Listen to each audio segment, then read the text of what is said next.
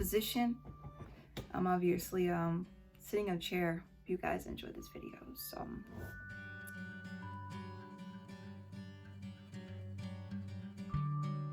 I'm 23 years old.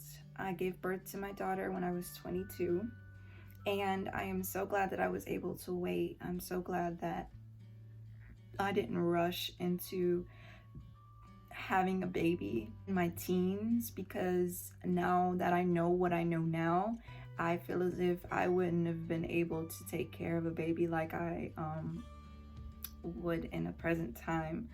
And that's a really good analyzation that I've been able to take within myself. So I feel comfortable enough that I did make that decision. I just felt as if at that time it was my duty to take on motherhood, so that I could slow down and I could really reanalyze my life and evaluate what I wanted to do next, alongside of living my dreams and being able to be more motivated. And you know, people say you should never live through your kids, and that's not my intentions. But when you see a beautiful face wake up next to you in the morning and feel better, you know, not so lonely, you feel more whole, it motivates you to become a better person, a better mother, to change your habits and to become the person that you always thought you could be.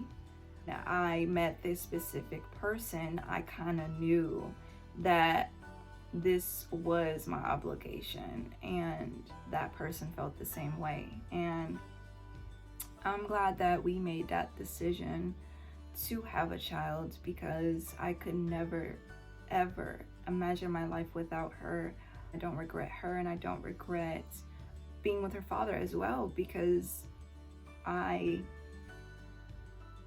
feel as if, although we're not together and I am a single mother, that's not a time for me to shoot him down, be negative. You make a decision, you really have to think it through in order to be okay with it later. So I'm okay with it, and it's later. So moving forward, I spent most of my pregnancy alone, which is at the time was very hard for me. And I wasn't typically alone. I would say that most of the time I was physically alone, because I live by myself, and I have family around me supporting me, calling me almost every day, checking on me, video chatting me, making sure I'm okay, as my family was my family's in different states of this country. I had to work, I had to save money, I had to, alongside of that, pay bills and make sure that I was going to see my way out of this tunnel. Because in the beginning of my pregnancy, I was very depressed, and I just felt like maybe I wasn't whole enough, or I wasn't worthy enough of a child. And soon I realized that if I wasn't worthy, if that baby survived, that I am worthy. I am worthy of having my child. And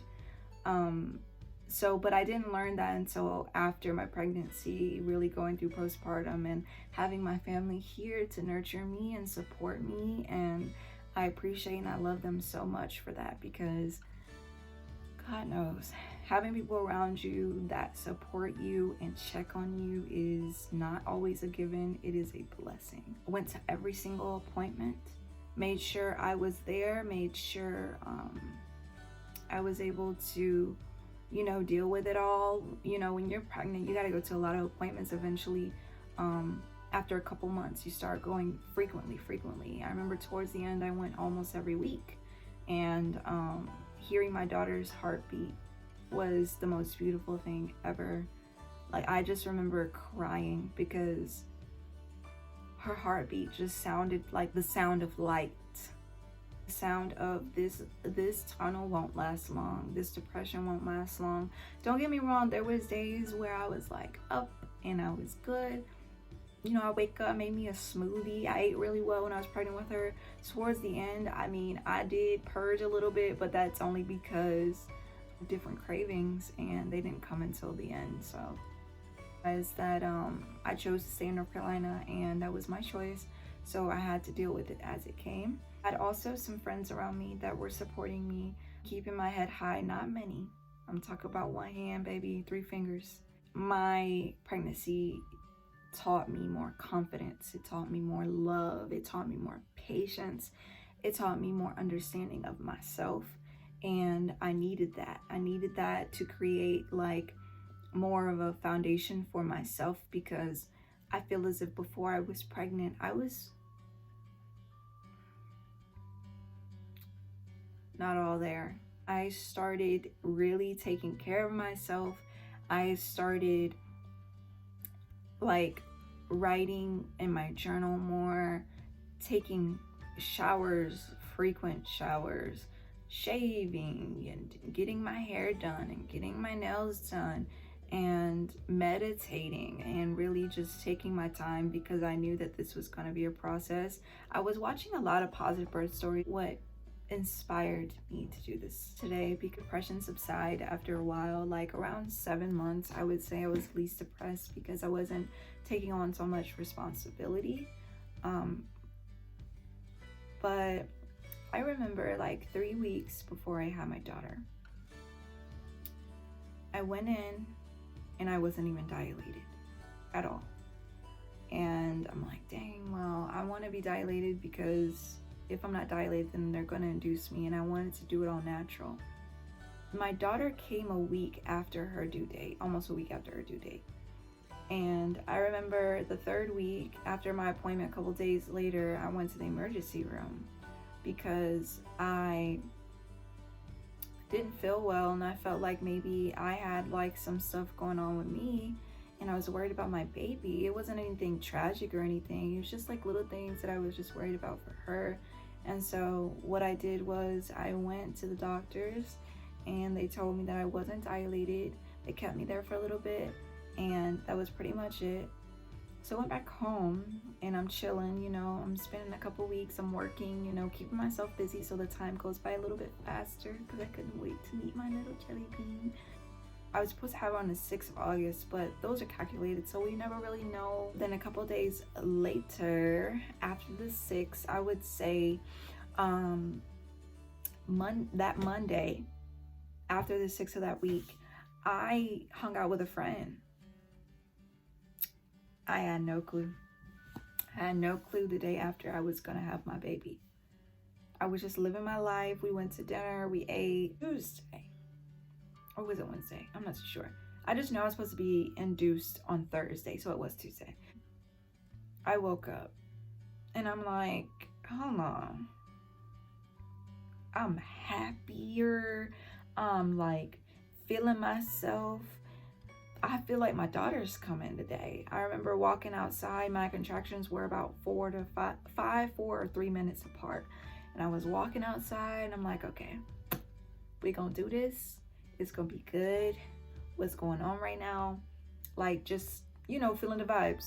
So as I'm contracting, I'm just outside and making a video. You guys can go see that video. The link will be in the bio. Where I'm just so grateful. I just felt gratitude for my life, because just the things that I've seen and went through, it in my early adulthood, even though I'm only 23, almost 24 this year, I've seen a lot, and I've done a lot, and I've traveled the world, and I was able to experience things before my baby, so I'm grateful for that as well. I'm grateful that I was able to chase my dreams and do what I said I was going to do. So go tell my mom's friend, hey, I think that I want to go to the hospital. And she's like, are you sure? I don't think you're ready yet. And I'm like, yeah, I think I want to go, because they're getting a little bit closer together, like 1 centimeter dilated, nothing. So they gave me 2 pills of relaxin. I walked around a little bit, and they checked me, and I still wasn't dilated. They just discharged me, and we went to the house. And I remember I was so in pain. I asked her, do they send people home in pain like this? She's like, yeah, they do. And so I went to the house, got in the tub. I remember I ran hot bath water, and I just sat in that tub with my pregnant belly. And I was just like, oh my gosh, this feels a lot better. I remember I got out of the tub, I threw up in the toilet, took a poop, and then, cleaned myself, got back in the tub. I'm laying there and I'm just like, oh my gosh, I'm in pain. And I was in there. Time for me literally was nothing. I kid you not. It was nothing to me because I was so in pain. Like mentally, I just needed to relax. So I was in the tub, stayed in the tub for about 2 to 3 hours. I kept running the bath water, making it hot again so that it can ease my pain, kind of like a heating pad for my body. But I'm a water baby. I love water. I love being in water. I love swimming in water. I love taking showers. I'm telling you, I remember beginning of my pregnancy, middle of my pregnancy, I was taking like 3 showers a day, 4 showers a day, because I just needed that like process of like on me. So I'm laying in the tub and I keep falling in and out of sleep. At that point, I had my hair straight. I woke up, that bit was curly. I woke up, my hair was curly, and I was like, darn, I want to look cute for this. But at the point, I'm telling you, I could have had lint in my hair, lint in my booty crack, and I wouldn't have cared because I was so in pain. And so a couple hours later, after puking, pooping, and laying back in the tub, I went and laid in the bed and I kept falling in and out of sleep. And of course I couldn't sleep because it was pain. I was probably like in the first stage of sleep, just eyes closed, just trying to deal with it all. And so I remember I started pushing, but I didn't know I was pushing until I felt like I was pooping. I felt like I was pooping every single time. Like every minute, every other minute, I felt like I was just pooping. And so I'm groaning. I'm just like, oh my God, like, well, I gotta reenact it. Anybody that know me know I gotta reenact everything. I was just so in pain. I was just like calling my mom's friend. I was like, can you help me, please, please? And then she was like, okay, we gotta go. We gotta go. And so we got in the car, and I remember I was sitting on my hip, and I could not sit on like my butt because her head was literally right there. And I was like, oh my gosh. I remember when we were on there, I just felt so like as if I was drunk, but in pain. Drunk takes away the pain, but this drunk was like painful. And I was like, oh my gosh. I remember we was walking from the parking deck, and she was holding me, and we had to stop every other minute. So I was walking fast. I was like, please just get me in there. And the lady that seen us earlier that day, she was like, oh, you really finna have this baby now, huh? And I was like, yes. I didn't want to talk to nobody. I'm in the room, not in the room I was supposed to be in. They laid me in the room. They checked my cervix, and they was like, yes. We need a doctor. She's fully dilated. Fully dilated? What that mean? 10 centimeters? That means this baby finna come right now. I knew I wanted a natural birth. Natural is when you have the baby through your vagina, by the way, but I also knew I wanted to have a no medicine. I kept telling my mom that. My mom was like, are you sure? And I was like, yes, Mom, I really do. And I ended up making it happen. I kept, mindset. So I remember I walked in the room where you have a baby. Well, I didn't walk in there. They pushed me in there. I got off the bed. They said, take off your clothes. I remember people were coming in and out of that room. I didn't even care. I just started taking off my clothes. I got fully naked. I put on that little gown. I laid my butt down. My mom's friend was in there. I said, look, you ain't see nothing, you ain't hear nothing. At this point, we finna get it on. We finna get this process going. So I laid on the bed. And I remember it was so many people in there. And it's crazy because one of the ladies, she was training to start being the person that, the doctor. She would start training. And I remember seeing her at my appointments sometimes. She wasn't the nurse or the doctor for my appointments, but I'd see her and I'm like, she's gonna end up being in that room with me, huh? Because I catch up the synchronicities.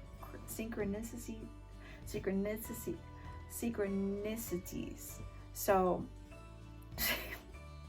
she was in there, and everybody was cheering me on. They were like, "You're doing so good, keep going."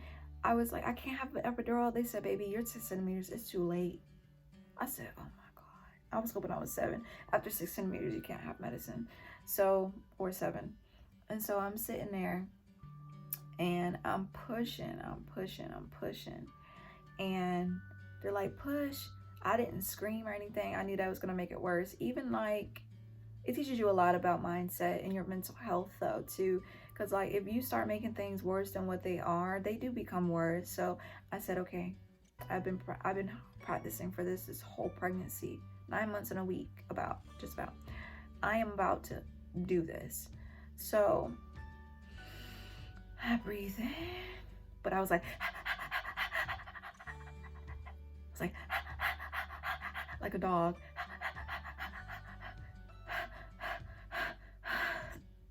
Push, hold, push. I probably did that for about 20-30 minutes. Again, time was nothing to me, so it went by pretty quick. And my mom's friend was like, "Put your hand down there, you can feel her." And I just like remember I didn't want to put my hand down there because I was so shocked. Like, there was at a point where I was a little bit in shock, like, what is happening? So then she came out and they laid her on my chest, and I said, "Oh my God, she's here. This baby that I've been talking to for 9 months and a week, just about, she's here, and this is my baby." And at that moment, I knew there was a God. I know this is totally off topic.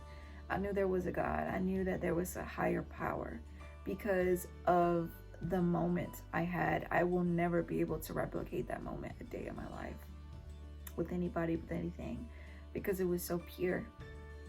And so when she came and I had her on my chest, I felt so free. I felt so relaxed.